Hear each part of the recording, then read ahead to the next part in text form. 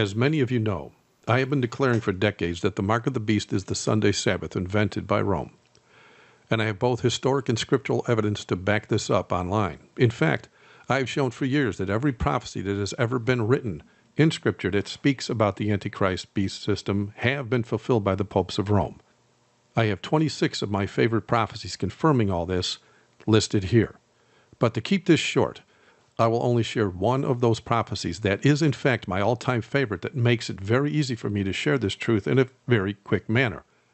It has to do with the prophecy found in Revelation 17:8 that says, "Behold, the beast that was, and is not, and yet is." No other prophecy makes it that easy to show how accurate Christian prophecy is. And after you see how easy this is to share, you too may use this when asked how you know for a fact that the Vatican is in fact the prophesied beast system. But first, notice these historic facts so as to better understand the prophecy. And just so you know, this is just one prophecy locking it down like this. I have many more listed all over my main website. The Catholic Church first gained its political and religious power when Vigilus ascended the papal chair in 538 AD under the military protection of Elsarius. You can find that in the History of the Christian Church, Volume 3, page 327. Now, during this time, and as prophesied, the Vatican went about killing Christians for 1,260 years.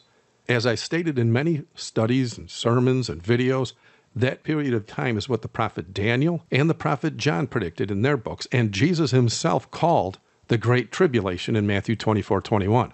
But for the prophecy to be accurate, we have to see something drastic happening at the end of the 1,260 years to where the beast system is to lose its power.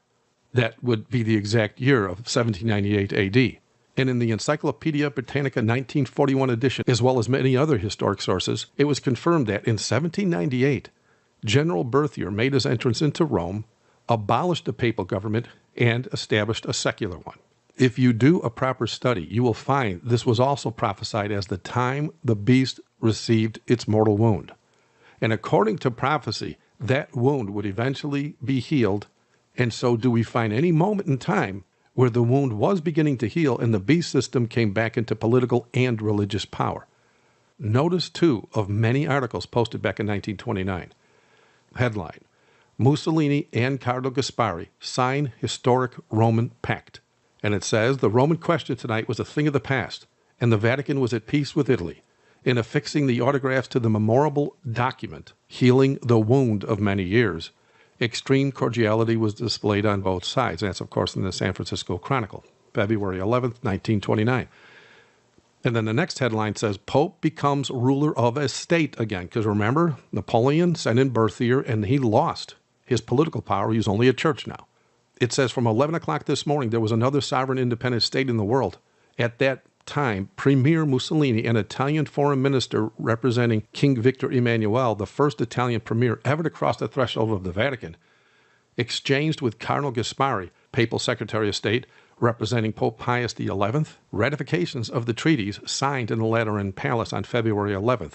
By that simple act, the sovereign independent state of Vatican City came into existence, and that was posted in the New York Times, July 7th, 1929. And so getting back to my favorite prophecy exposing the beast system, notice what it says in Revelation 17:8 again. It said, "Behold the beast that was, and is not, and yet is." Well, the beast that was the Roman Catholic Church becoming a church and state in 538 AD and continued as such until Napoleon sent in General Berthier in 1798. And then the beast that is not is the time span from 1798 AD forward, that the popes had no political power as an independent state. Its power was literally non-existent during this time. And then the beast that yet is from the signing of that document in 1929 to present day. From that day forward, the Roman Catholic Church was again a church and a state.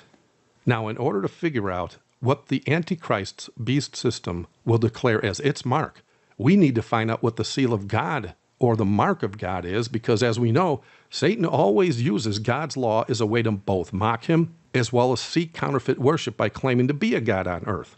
Well, that being said, have you ever signed a document to validate or confirm that that document is authentic? Have you ever given your seal of approval on something? Have you ever marked an item of yours as proof of ownership? Well, in government, this is an undeniable fact of life. As we know, signing a document actually authenticates that document. Government declarations always bear a mark or an official seal of approval. But what are the actual features of an official mark or seal made by government bodies?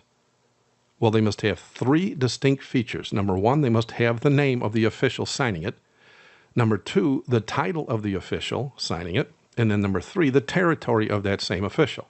So when the President of the United States signs a bill into law, he must sign it, number one, name, George Washington, for example. Number two, title, well, of course, President, and his territory would have been the United States of America. So collectively, his signature would read George Washington, President of the United States. Now, looking to the Creator God, we realize that he does, in fact, have a heavenly kingdom in New Jerusalem, and that is where Satan will always seek to mock him. And the kingdom always has a governing body, as we know. The Almighty also has a legal document containing his law for his kingdom. The Lord's legal document is, in fact, his law, or the Ten Commandments, as we call it. And so looking directly into the midst of these Ten Commandments, you will find the seal of the living God. Within the fourth commandment, we find the words, "For in 6 days the Lord made heaven and earth." That's Exodus 20, verse 11. So in that passage, we see all the necessary features of an official seal.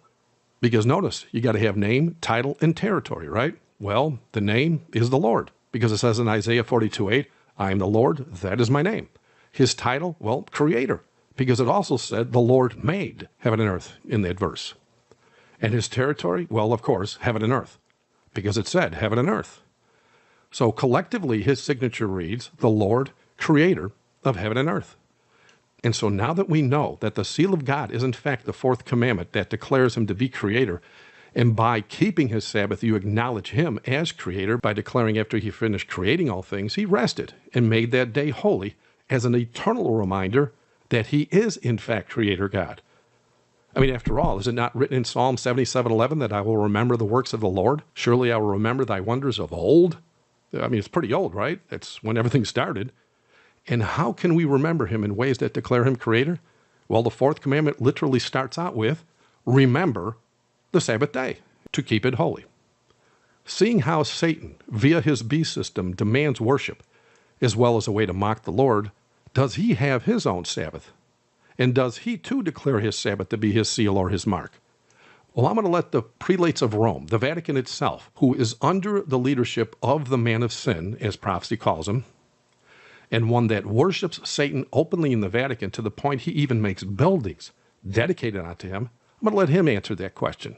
And so what has Rome openly declared to be their official mark in writing? Check it out. It says, of course, the Catholic Church claims that the change, and that change being Saturday, Sabbath, to Sunday, was her act. And the act is a mark of her ecclesiastical authority in religious things. And then they also say, Sunday is our mark of authority. The church is above the Bible, and this transference of Sabbath observance is proof of that fact. Thank you for watching. God bless.